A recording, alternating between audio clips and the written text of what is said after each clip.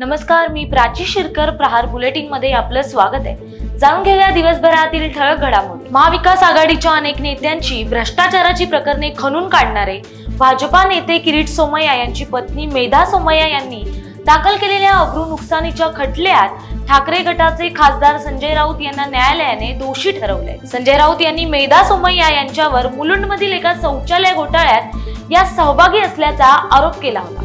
या विरोधात मेधा सोमय्या यांनी शिवडी कोर्टात अब्रू नुकसानीचा खटला दाखल केला होता. यावरती न्यायालयाने संजय राऊत यांना 25,000चा दंड आणि 15 दिवसाच्या कारावासाची शिक्षा सुनावली. हा संजय राऊत यांच्यासाठी मोठा धक्का मानला जात आहे.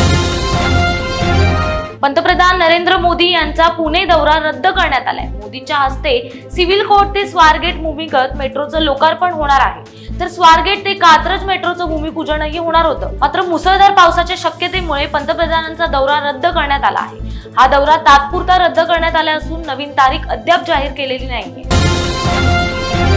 राज्यात परतीच्या पावसाचा मुक्काम वाढला असून पुढील 2 दिवस कोकण, मध्य महाराष्ट्र, मराठवाडा आणि विदर्भात तुफान पावसाची हजेरी लागणार आहे. गेल्या 2 दिवसांपासून मुसळधार पावसाने पुणे, मुंबई भागांसह मराठवाड्यातही जोरदार पाऊस झाला. यावेळी रस्त्यावर पाणीच पाणी झालं असून जनजीवन विस्कळीत झालं आहे. मुंबई शहरासह उपनगरात तीव्र ते अतितीव्र पावसाचा अंदाज वर्तवला असून मराठवाड्यात मुसळधार पावसाचा अंदाज वर्तवण्यात आला आहे.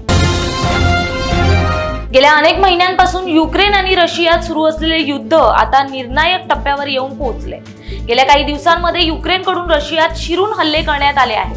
त्यानंतर आता युक्रेन रशियावर मोठा हवाई हल्ला तयार करण्याच्या तयारीत असल्याची माहिती समोर आली आहे. या पार्श्वभूमीवर रशियाचे राष्ट्राध्यक्ष व्लादिमीर पुतीन हे आता टोकाचा निर्णय घेण्याची शक्यता आहे. व्लादिमीर पुतीन यांच्याकडून अणुबॉम्ब वापरण्यासंदर्भात चाचपणी सुरू असल्याचं समजतंय. लोकल मधून नियमित प्रवास करणे मुंबईकरांसाठी एक दिव्यच असतं. त्यानंतर मेट्रो सेवा आल्यावर मुंबईकरांचा प्रवास सुखाचा झालाय. आता मुंबई मेट्रोचा 3रा टप्पा सुरू होणार आहे. यामुळे 1 तासाचा प्रवास केवळ 22 मिनिटात होणार आहे. Mumbai metro railway corporation MD Ashwini Bhide यांनी सांगितलंय की आरे ते BKC हा टप्पा ऑक्टोबर महिन्याच्या पहिल्या आठवड्यात सुरू होणार आहे. यामुळे हा प्रवास केवळ 22 मिनिटात होणार आहे. सध्या या प्रवाशांसाठी जवळपास 1 तास लागतोय. आता मेट्रो रेल्वे सेफ्टी बोर्डाची पहिल्या टप्प्यासाठी सुरक्षा तपासणी प्रक्रिया पूर्ण झाली. देशभरासह आपल्या परिसरातील बातम्या आणि सर्व अपडेट्स मिळवण्यासाठी प्रहार वेबसाईटसह YouTube, Facebook, Instagram आणि Twitterवर लाईक, शेअर, फॉलो करा. धन्यवाद.